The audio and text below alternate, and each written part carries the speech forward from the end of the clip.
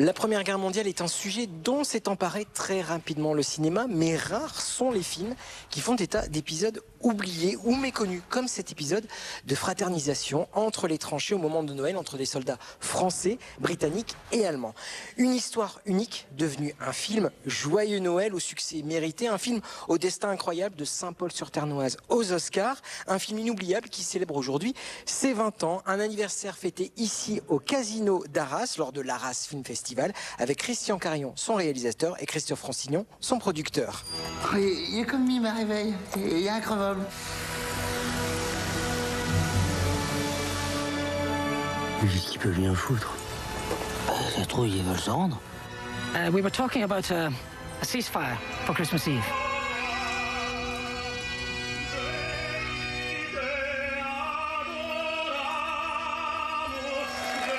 Merry Christmas. Frohe Weihnachten. Feuille Noël. Bonjour Christian Carion, bonjour Christophe Fransignon. Bonjour à vous.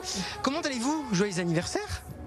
Merci. Oui, on a 20 ans. Vous avez 20 ans, Eh bel oui, âge. on a toujours 20 ans. Cette histoire unique de fraternisation entre les soldats au cœur des tranchées, comment est-ce que vous l'avez apprise, découverte, lue? Je m'étais installé à Lyon et j'étais allé à la FNAC acheter un livre d'histoire parce que j'aime ça. Et je tombe sur un bouquin qui s'appelle Combat en Flandre et Artois, c'est-à-dire mon pays de naissance. Donc je l'achète à cause du titre. Et en le parcourant, je tombe sur cette page intitulée L'incroyable Noël de 1914, et en fait, qui est le film, les faits de fraternisation. Et je lis ça et je prends d'abord une immense émotion, et ensuite je me dis mais comment ça se fait que je n'ai jamais entendu parler de ça? Et c'est là que ça démarre, une enquête quoi. En lisant ça, il y a un film à faire de ça, mais de manière un peu naïve en fait, hein.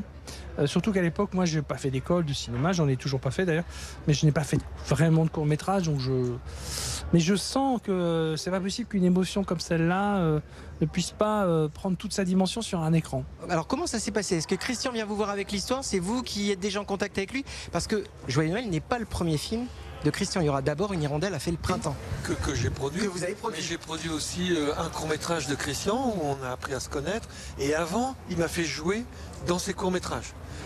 Qu'on a tourné ici, dont un avec Léa Drucker qui s'appelle Le Château d'eau. Et donc on se connaît déjà très bien.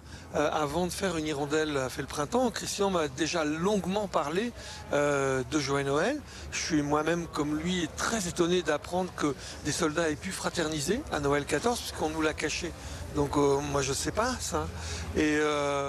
Et je pense comme Christian qu'il y a un film à faire, mais il faut d'abord qu'il fasse un vrai premier film. Un vrai premier film, c'est un film où le talent parle de lui. Oui, j'avais envie de rendre hommage au monde paysan qui m'a élevé. C'est aussi la volonté de raconter quelque chose que je connais très très très bien, où je me sens suffisamment légitime pour pouvoir raconter cette histoire. Et j'avais en face de moi un immense acteur, Michel Serrault. Voilà, Michel Serrault, qui quand même était très impressionnant, qui m'a dit, on m'a dit que c'était ton premier film. Je dis, bah oui Michel, vous savez bien. Alors il se marre. Il dit, moi j'en ai fait 153, je vais te dire 2-3 trucs, t'en feras ce que tu voudras. Bon. Et donc j'étais écrasé par la liste de tous les cinéastes avec qui il a bossé, mais je me raccrochais au fait qu'il ne connaissait pas vraiment le monde paysan, qu'il aimait beaucoup. Mais moi c'était plus facile parce que j'en venais, donc, et je m'accrochais aussi à l'image de mon père, enfin bref, donc j'étais armé pour pouvoir faire un premier film dans ces conditions. Un premier film donc avec du succès et amplement mérité, ça c'est très clair. Merci. Après, non mais je le pense sincèrement, parce Merci. qu'il est vraiment touchant et Mathilde Seigné est incroyable aussi dans le film. On Voilà. est d'accord. Après donc combien de temps ensuite pour préparer Joyeux Noël et donc donner le premier tour de manivelle? Moi je me souviens d'une réunion chez Christophe où je lui mets sur la table tous les projets que j'ai dans ma tête et dans mes tiroirs, dans une pochette jaune qu'il a gardée. Que j'ai gardé. Il garde tout. Et puis il vire tout, il dit c'est Joyeux Noël. Et effectivement, le succès de Une Hirondelle, aussi moi, me donne confiance. Parce que Joyeux Noël, c'est 3 langues. C'est une constitution de tranchées, d'un champ de bataille. Enfin, c'est plusieurs lieux de c'est pas tournage Une Hirondelle a aussi. fait le printemps, quoi. Hein, ouais. Oui. Pour autant, Joyeux Noël va pas être simple à faire. Et l'écriture, elle va prendre du temps. C'est un film qui coûte cher. Faire le casting a aussi pris du temps parce qu'il fallait rassembler tous ces acteurs de ces différentes nationalités. Et après, pour le financer, ça va pas être simple non plus. Mais voilà, donc on va s'armer de patience et de courage pour aller au bout de ce projet qui nous tient vraiment à cœur, Christian et moi. Aujourd'hui, Christian, est-ce que vous vous rendez compte aussi du parcours que les acteurs qui sont dans votre film ont fait? Guillaume Canet, Daniel Brühl, Diane Kruger, Danny Boone. C'est assez incroyable. Pour Danny Boone, c'est son premier film. C'est pas son premier film de cinéma, mais c'est son premier grand film de cinéma populaire. Et pour lequel, effectivement, nomination César, c'est le seul acteur nominé. Hein. Nommé, pardon, on dit pas nominé. Oui.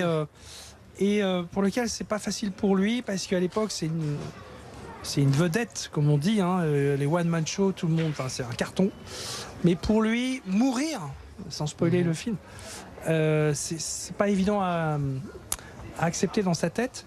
Mais finalement, il va le faire. Et moi, j'adore tous les acteurs avec qui j'ai...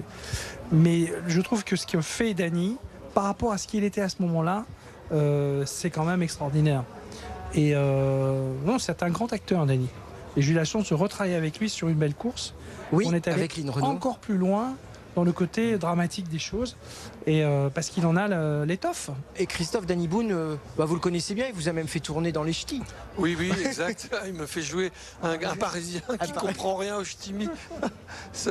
Oui, tout à fait. On connaît bien Danny.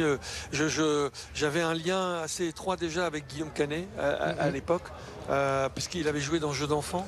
Et j'avais coproduit le premier film de Guillaume. Et Diane... Qui débutait quand même. Hein. Diane, elle avait fait quelques trucs. Tu as raison. Alors, il a fait Troy. De Troy, voilà. Avec Brad Pitt. Avec Brad Pitt, bon, évidemment, ça l'avait porté au devant.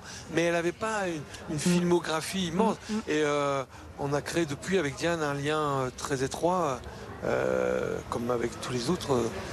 Et Daniel, qu'on avait tous découvert dans Goodbye Lenin. Goodbye Lenin. Voilà, donc moi je tenais vraiment à pouvoir le rencontrer. Je suis allé à Berlin, ça s'est pas fait comme ça. Mais ce qu'il amène dans le film, c'est énorme. Le film, il est allé à Cannes, hors compétition. Oui. Et puis après, il a connu cette histoire de relation très particulière avec le Régentier à Saint-Paul-sur-Ternoise, qui va changer encore plus la carrière du film. Ah, je te laisse expliquer. Allez, non, mais en deux mots... après Cannes, nous, on est porté quoi. L'ensemble de tous nos partenaires, dont notre distributeur UGC, c'est pas qu'ils croyaient pas dans le film avant, mais ils étaient prudents. Là, bon, allez, toutes les vannes sont ouvertes. Et donc nous, on se dit pourquoi le Comité français ne choisirait pas le film pour les Oscars.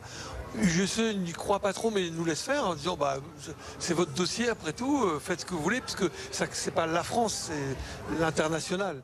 Et du coup, pour ça, il faudrait avancer la date de sortie.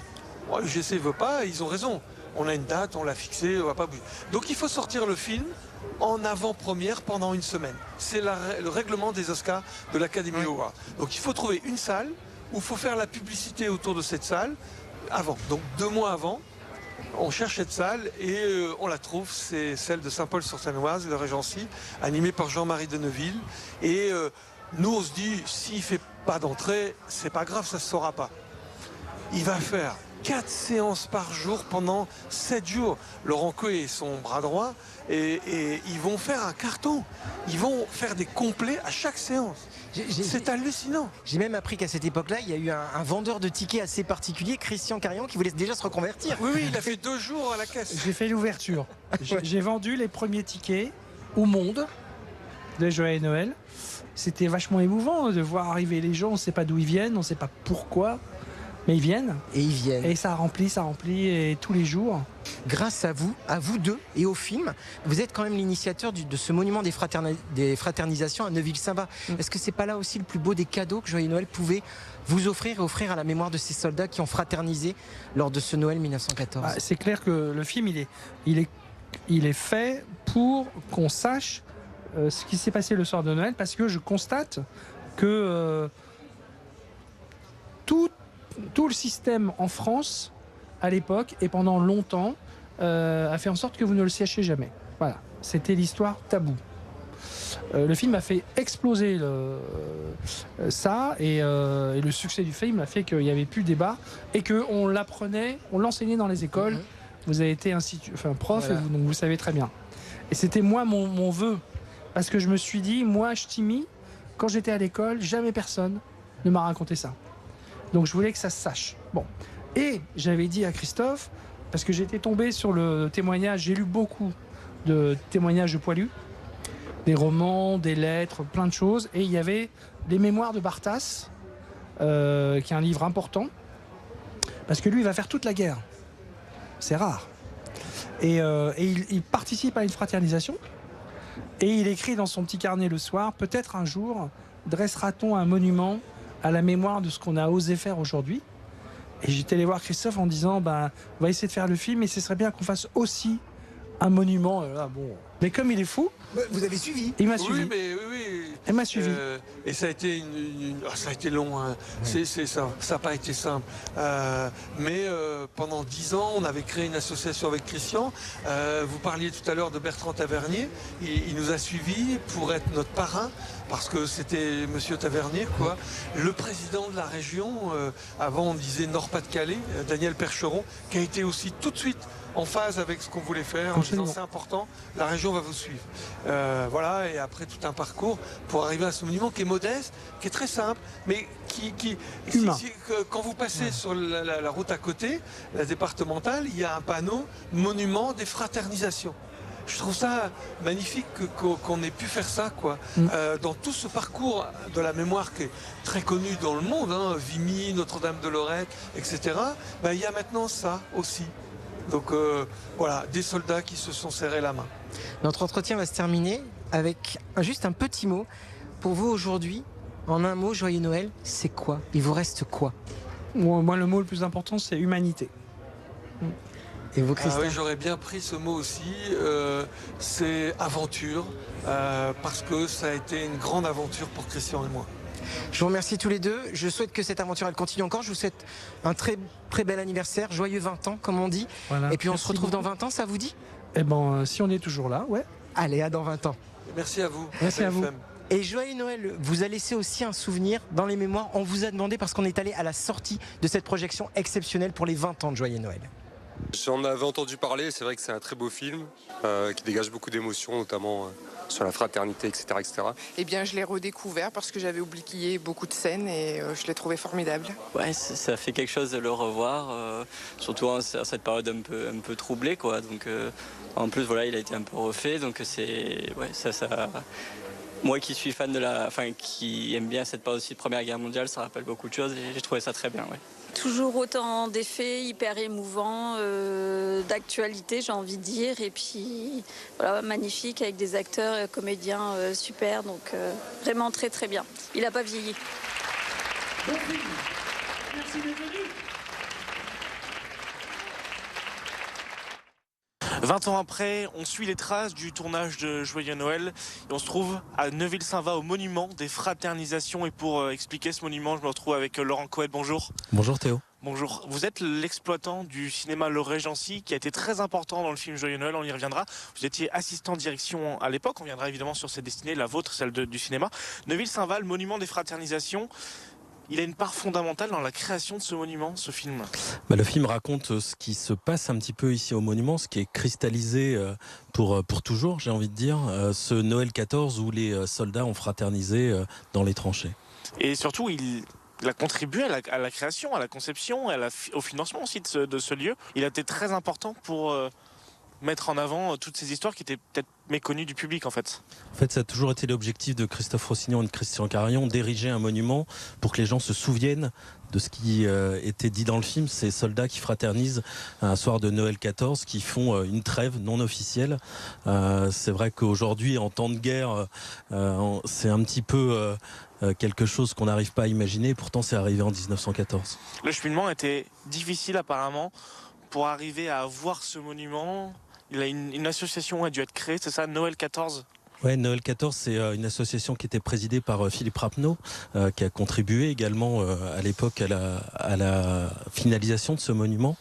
Et donc c'est vraiment le combat de Christophe Rossignon et Christian Carion qui voulaient vraiment ancrer au cœur du territoire, là où ça s'est passé, un souvenir de cette fraternisation. Ce monument qui a été créé 100 ans après 1915, il a exaucé surtout le vœu d'un soldat français, Louis Barthas, avec ces mots dans son carnet de guerre: qui sait, peut-être un jour sur ce coin de l'Artois, on élèvera un monument pour commémorer cet élan de fraternité entre les hommes qui avaient l'horreur de la guerre et qu'on obligeait à s'entretuer malgré leur volonté. Et ça faisait partie des recherches de Christian Carion lors de la préparation du film. Il a beaucoup lu.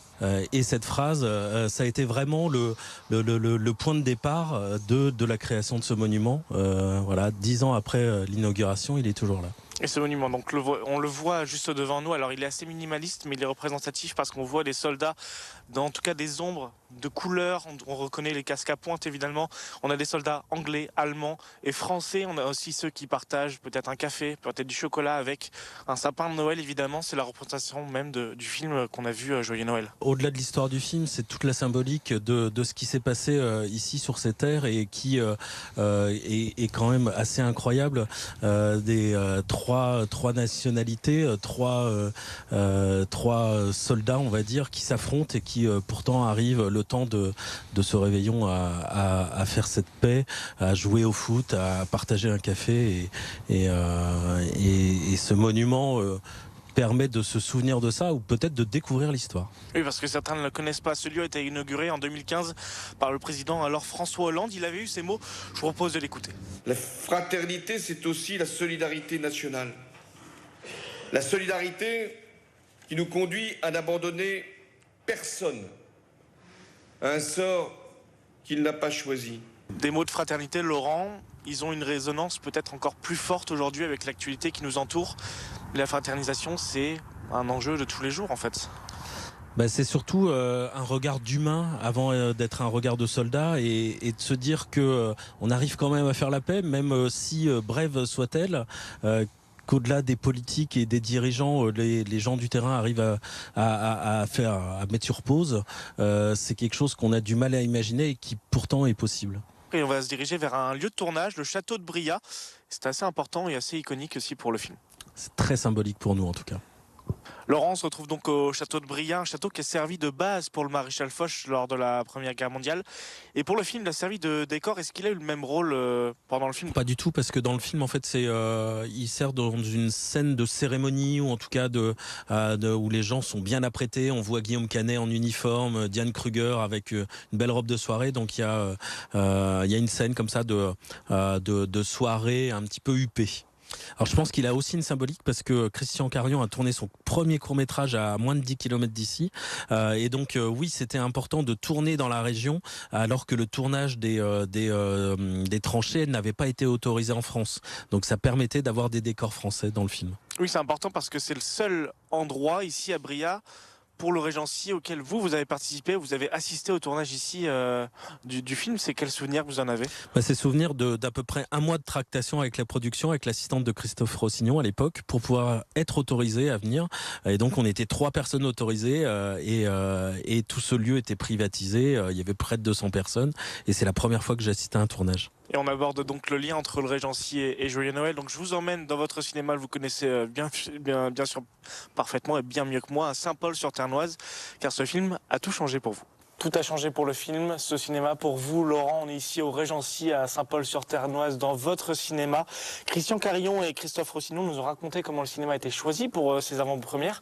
Vous, qu'est-ce que vous en gardez comme souvenir de ces avant-premières en 2005, septembre 2005? Moi, je me souviens de ces salles pleines, puisqu'il y avait 4 séances par jour à peu près d'un film que personne n'avait vu. Il n'y avait même pas de bande-annonce, pas d'affiche. Le film sortait plus de 2 mois après ces projections à Saint-Paul. Et moi, je me souviens de ces salles pleines d'enfants, de scolaires, de personnes plus âgées. Et donc, tout le monde voulait voir le film.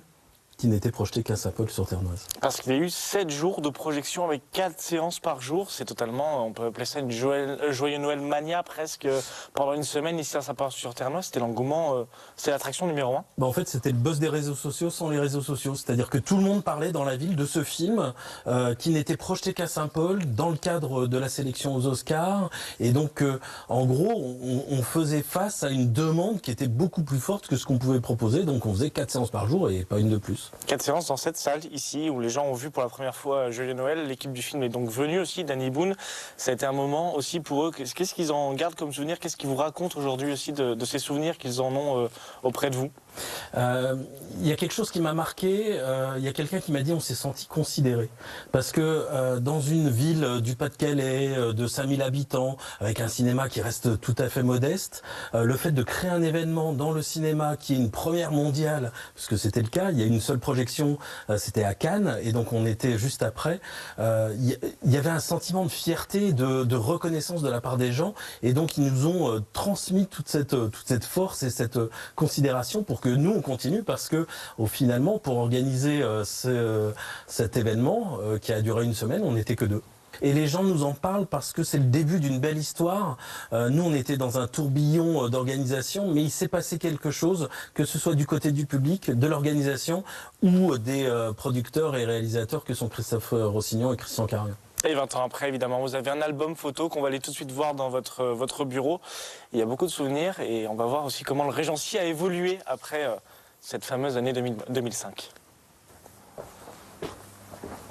Et Laurent, tout ce qu'on a aujourd'hui, les souvenirs de Joyeux Noël, de 20 ans après, on en a sur cette table, avec notamment, alors ça c'est vraiment exceptionnel, les flyers de l'époque, ouais. Parce qu'il n'y a pas de réseaux sociaux évidemment, pour annoncer le film ici à Saint-Paul-sur-Ternoise, c'était démentiel en plus, c'était des réservations, c'est ça, sur papier à l'époque encore. Sur papier, tout est fait sur papier. Aujourd'hui c'est un peu, ça semble loufoque, mais c'était l'époque. Non, là je crois qu'on avait fait un envoi d'à peu près 1000 enveloppes qu'on a collées, étiquetées et timbrées dans la nuit pour que les gens soient au courant. C'était quand même assez inédit de diffuser un film sans qu'on ait d'affiche, sans qu'on ait de bande-annonce, où les films sortaient 2 mois plus tard, donc la promo n'avait pas débuté encore. Alors je vous ai parlé d'un album, le voici, et en plus il est vraiment magnifique cet album avec la couverture on va dire qui est dédiée à l'affiche du film Joyeux Noël au Régency.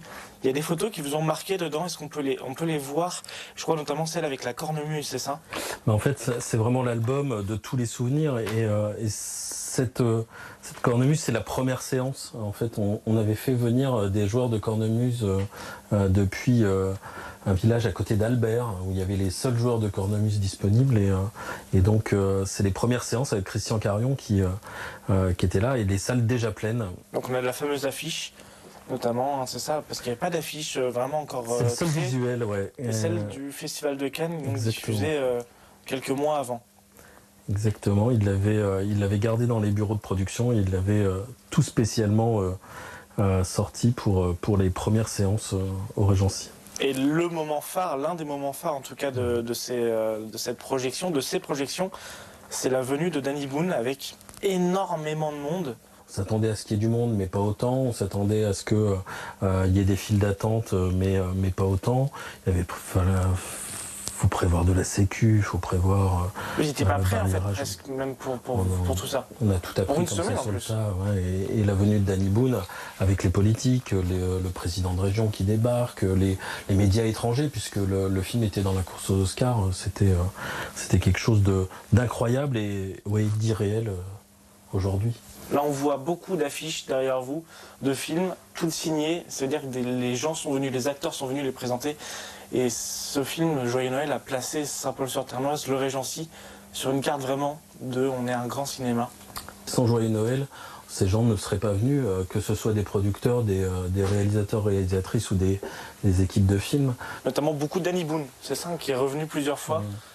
Danny Boone, il y a quelque chose qui s'est créé, que ce soit entre Christian Carion et Christophe Rossignon, mais également Danny Boone. Joyeux Noël a scellé un espèce de... les ados font des pactes de sang, là il s'est fait un pacte de cinéma en fait, et voilà, on est tous les 4 liés à jamais grâce à Joyeux Noël. Aujourd'hui, comment ça se traduit 20 ans après, entre l'équipe du film, votre équipe? Ça se traduit par de l'amitié pudique. C'est-à-dire qu'on ne prend pas des nouvelles tout le temps, mais par contre, on sait ce qui se passe dans la vie de Christian, dans la vie de Christophe ou dans la mienne. Et tous les trois, on se suit, on a des projets parfois communs ou non, mais il y a quelque chose là aussi d'une rencontre improbable qui s'est scellée il y a 20 ans et qui perdure aujourd'hui. Merci beaucoup Laurent Coët en tout cas pour cette histoire magnifique autour de Joyeux, de votre histoire, de l'histoire du Régency à Saint-Paul-sur-Ternoise. Évidemment, il faut faire vivre les salles de cinéma. Joyeux Noël, 20 ans. Il y a un film à la portée encore essentiel aujourd'hui avec tout ce qui se passe, un vrai trésor du Nord. Moi je vous laisse avec ces photos de la première du film, cette semaine totalement folle ici en septembre 2005, ici à Saint-Paul-sur-Ternoise.